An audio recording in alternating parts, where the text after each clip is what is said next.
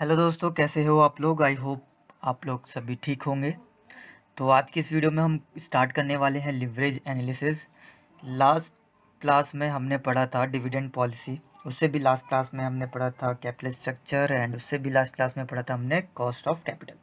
तो जिन लोगों ने अभी तक ये वीडियोस नहीं देखी हैं प्लीज़ वो पहले जाकर वीडियोस देख लीजिए, और कैसी लगी आपको वीडियो ये भी कमेंट में ज़रूर बताइए।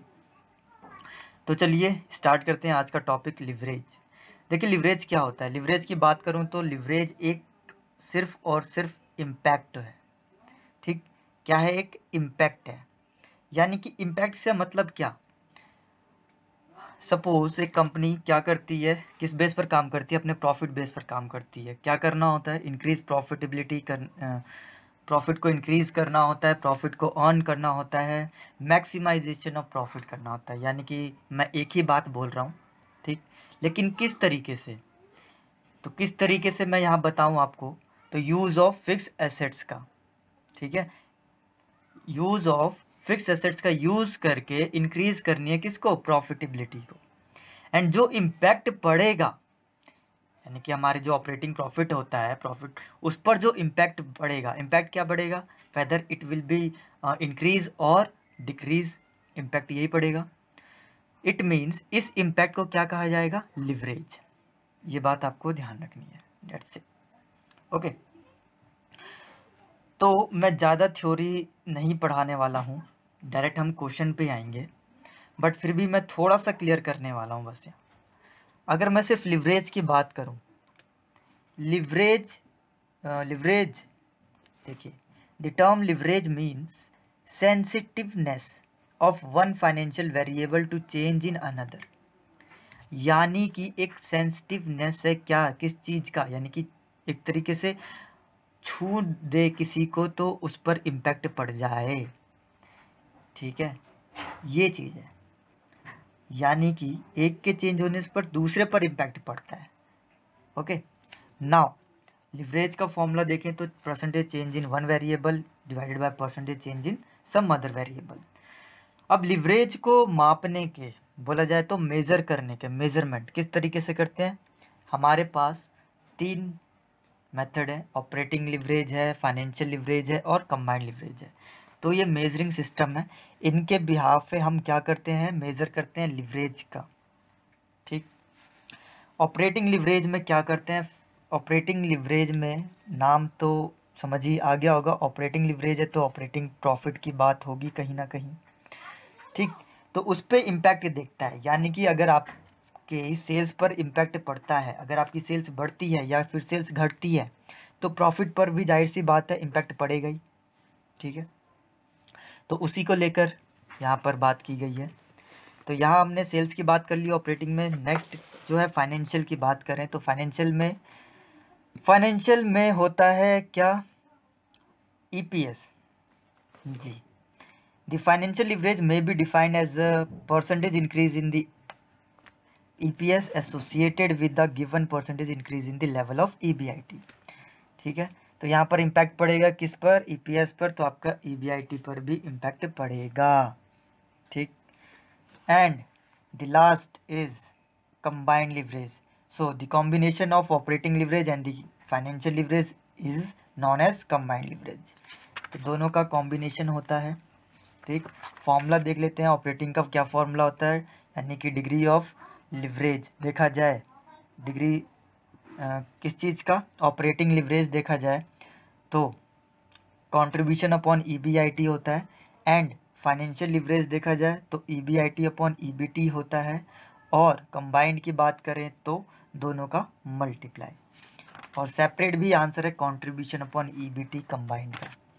ठीक है, तो किस तरीके से आप याद कर सकते हैं? देखिए, अगर मैं बात करूं कंट्रीब्यूशन अपॉन EBIT, तो ये हो गया हमारा DOL यानी कि ऑपरेटिंग लिवरेज का फॉर्मूला। ठीक, तो नेक्स्ट में हमारा क्या हो जाएगा? EBT। मैं नीचे की बात कर रहा हूँ, EBIT है, यहाँ पर EBT हो जाएगा, और लास्ट कंबाइंड में भी EBT ही आएगा। ठीक है, बस ऊपर याद करना है कंट्रीब्यूशन, EBIT और कंट्रीब्यूशन। दोनों में देखो कंट्रीब्यूशन यहाँ पर भी है, और कंबाइंड की बात करें वहाँ पर भी कंट्रीब्यूशन है। ठीक है, तो ये थी थ्योरी थोड़ी बहुत। तो चलिए स्टार्ट करते हैं हम न्यूमेरिकल से। न्यूमेरिकल देखते हैं, सॉल्व करेंगे। तो हमारे बुक का जो सबसे पहला क्वेश्चन है वो देख लेते हैं। तो यहाँ पर जो सबसे पहला इलिस्ट्रेशन है वो है इलिस्ट्रेशन नंबर 42।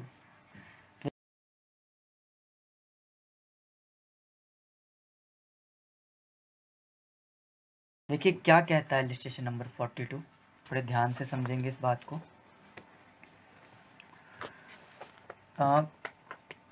क्रॉम्पटन लिमिटेड है a profit making company has a paid up capital, जिसकी पेड अप कैपिटल है 100 लाख की, consisting of 10 lakh ordinary shares of ₹10, यानी कि शेयर्स हैं उनके 10 लाख के और 10 rupees each.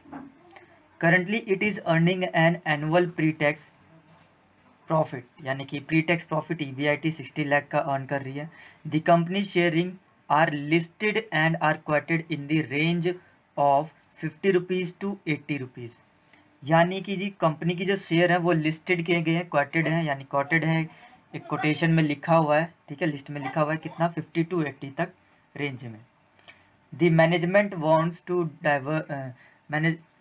Wants to diversify production and has approved a project which will cost 50 lakh, जिसकी कॉस्ट रखना चाहते हैं वो क्या 50 लाख, डाइवर्स करना चाहते हैं और 50 लाख कॉस्ट रखना चाहते हैं। And which is expected to yield a pre tax income of 40 lakh per annum. ठीक, तो यहाँ पर भी यील्ड करने की बात हुई है, 40 लाख यील्ड हो जाए। To raise this additional capital the following option are under consideration of the management. तो देखिए इस एडिशनल कैपिटल को रेज करने के लिए कुछ बातें हैं यहाँ पर, इन्होंने क्या कंसिडरेशन में लिया है। देखिए क्या किया इन्होंने, to issue equity share capital for the entire additional amount. It is expected that the new shares face value होगी जो 10 रुपीज़ ईच होगी, can be sold at a premium पर बेचेंगे उसे 15 रुपये पर। इशू करेंगे 16% non convertible debenture of ₹100 each for the entire amount. To issue equity capital for 25 lakh, face value जिसकी होगी 10 rupees and 16% non convertible debenture for the balance amount. In this case the company can issue shares at a premium 40 rupees कर सकती है।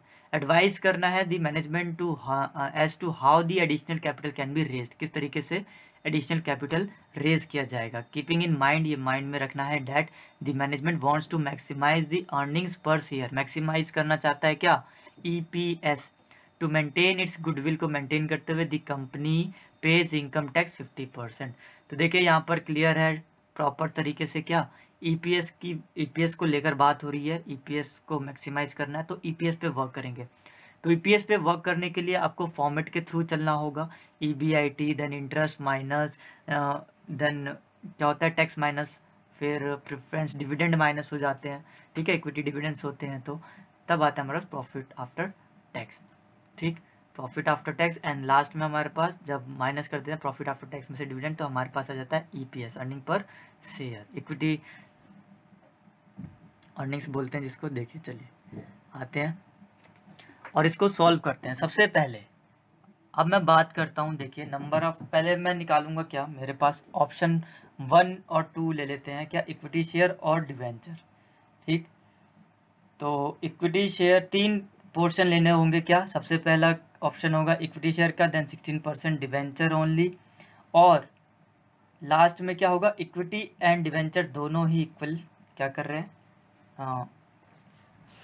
उसको मतलब issue कर रहे हैं। तो चलिए एग्जिस्टिंग की बात करें हम, नंबर ऑफ इक्विटी शेयर, सबसे पहले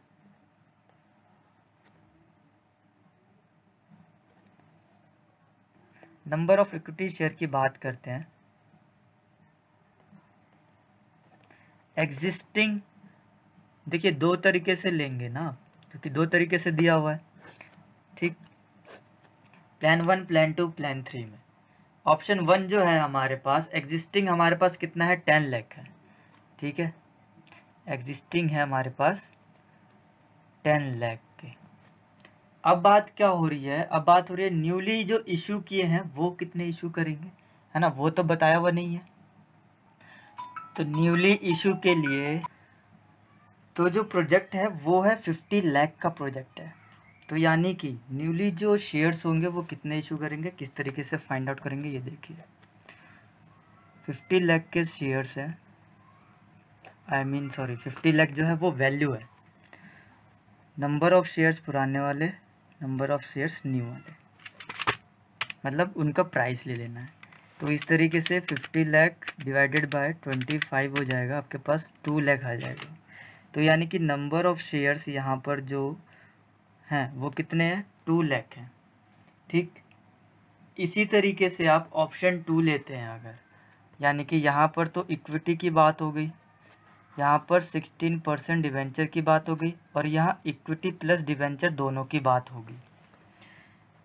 तो मैं डिवेंचर की बात करता हूँ, तो हमारे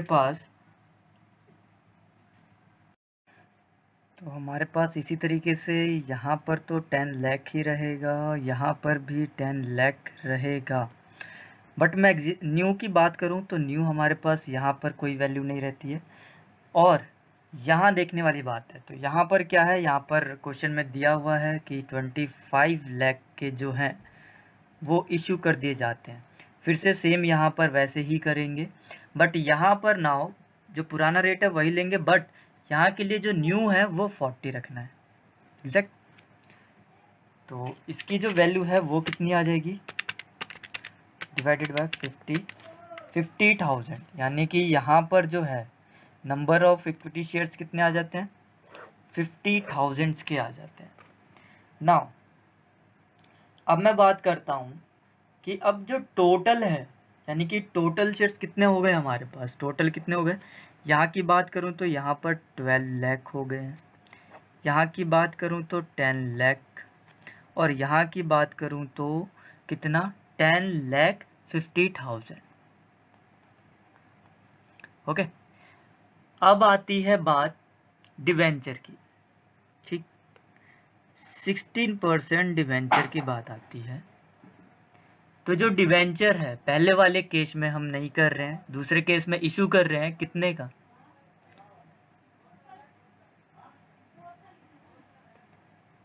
50 लाख, और लास्ट में हम क्या कर रहे हैं, लास्ट में हम कर रहे हैं 25 लाख। यानी कि यहाँ पर बात हो रही है कि अगर हम डिवेंचर इशू करें, इक्विटी ना इशू करें, ठीक है, यहाँ पर किस चीज़ की बात हो रही थी, यहाँ पर इक्विटी की बात हो रही थी और डिवेंचर की भी बात हो रही थी, यानी कि दोनों की बात हो रही थी। बट यहाँ सिर्फ क्या बात हो रही है कि डिवेंचर इशू कर रहे हैं, इक्विटी इशू नहीं कर रहे हैं। ठीक है, तो टोटल इक्विटी की बात की जाए तो इतने हैं, टोटल डिवेंचर की बात की जाए तो इतने हैं। अब आती है बात ईपीएस पर। तो ईपीएस के लिए हमें क्या करना है, हमें ईबीआईटी को लिखना है पहले।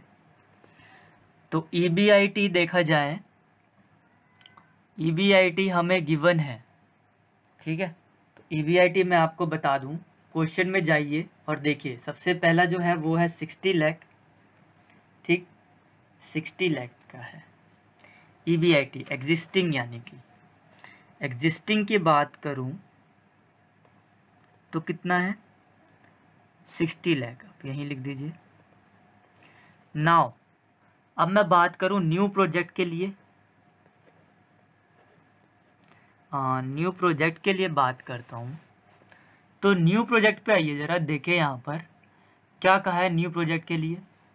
न्यू प्रोजेक्ट के लिए यील्ड हो गई है प्री टैक्स इनकम कितनी, 40,000 की, सॉरी 40 लाख की। तो यहाँ पर आप 40 लाख ऐड कर देंगे, टोटल हो गया कितना, 100 लाख। नाउ सेम इसी तरीके से यहाँ पर भी हो जाएगा सब। तो ये तो सेम ही रहेगा सबके लिए, जनरल सी बात है। देखिए राइटिंग पे मत जाइए, बिल्कुल भी समझने पर ध्यान दीजिए। मैं आपको बस जल्दी जल्दी समझाता हूँ, ये मेरा मोटिव रहता है कि आपको अच्छे से समझ में आ जाए बस। उसके बाद हम क्या करते हैं, सिंपल सा है, ये तो हमें पता ही है, लेस करते हैं इंटरेस्ट। नाउ अब इंटरेस्ट की बात आती है, तो आप क्या इसमें क्या करेंगे, इंटरेस्ट पहले वाले पर देंगे ना, पहले वाला इंटरेस्ट अब इस साल देंगे, तो वही सेम थिंग 16% डिवेंचर है तो 16% डिवेंचर किस पर दोगे आप, 50 लाख पर दोगे, ठीक है, 16% 50 लाख पर, ठीक। तो चलिए निकाल लेते हैं। तो इंटरेस्ट तो यहाँ तो कोई इंटरेस्ट नहीं होगा क्योंकि इक्विटी है, यहाँ इंटरेस्ट होगा। डिवेंचर तो 50 लाख का 16% कितना होता है, 8 लाख। यहाँ पर बात करूँगा मैं तो यहाँ 25 लाख पर दोगे तो कितना हो गया, 4 लाख, ठीक। चलिए तो ये आ गया हमारे पास पीबीटी। पीबीटी की बात करूँ तो यहाँ पर आ जाता है मेरे पास 100 लाख। यहाँ की बात करूँ तो माइनस हो जाएगा तो यहाँ पर आ जाएगा 92 लाख। और यहाँ की बात करूँ तो यहाँ पर 96 लाख। पीबीटी आ गया, लेस करेंगे टैक्स, टैक्स है 50%, इसका 50% माइनस कर दीजिए, इसका 50% माइनस कर दीजिए, यहाँ पर भी इसका 50% माइनस हो जाएगा, ठीक है। तो यहाँ बच क्या जाएगा, 50% ही बच जाएगा।